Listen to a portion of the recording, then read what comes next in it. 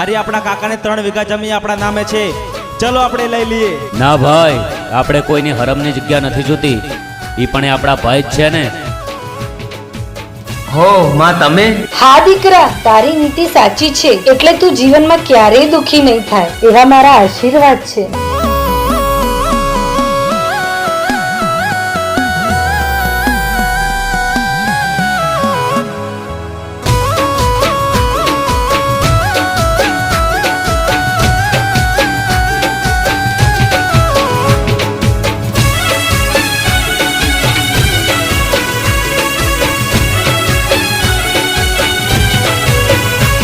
તે ખોટું કર્યું છે,